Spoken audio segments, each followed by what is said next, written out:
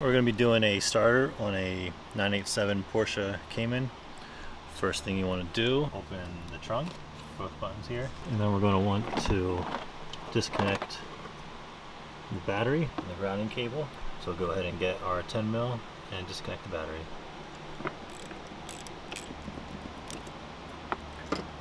Trim tool, pop it underneath here, remove this cover. 5 of these T30 head bolts.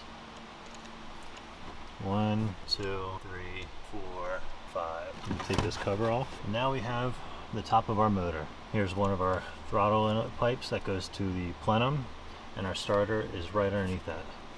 So we're going to take this hose off, and we'll loosen this hose clamp right here. And we'll loosen these hose clamps as well. And then there's also that 10 mil right there.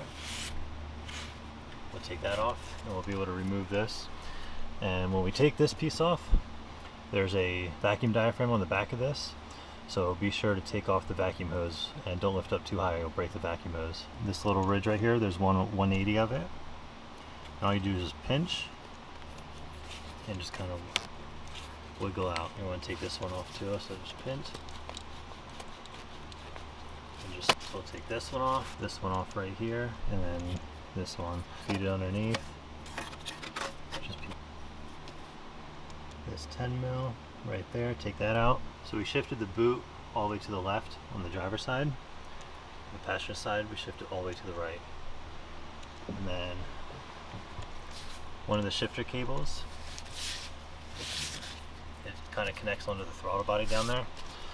And then they have enough flex in here where you can kind of just move side to side. And there's a little vacuum hose. Just make sure to pull it off before you completely remove the plenum. So this is what it looks like underneath the plenum. Here's that hose. So you can lift it up like this. Just keep in mind to remove this and then unplug the connection for the throttle body. And here's the starter. So we're going to go ahead and take off the wire connections at the end. And we'll be able to loosen it from the transmission housing. Should be able to pull it up out of the way. So I think it's just a 10 mil and a 13 millimeter nut on the ends there. 10 mil off, 13 with 2 cables there. And then you're going to need an E14, and there's a bolt right here. There's also one down on this side down here. 2 E14s, pry bar and a rubber hammer, and just tap out the starter because it's kind of stuck in there. So I had my pry bar in between this little stud right here and the rest of it, and just kind of pried it, tapped it, and it just pops right out. Alright, so we have the new starter in. Everything's back together. Just make sure you take your time with these couplings right here. They're a little tricky, but as long as you take your time, you should be able to get it. And then just make sure all your hose clamps are tightened down here for the throttle body. Make sure you put your PCV hoses back for an oil separator. Throttle body connections back plugged in. Make sure you get the vacuum line plugged in on the back of that diaphragm back there.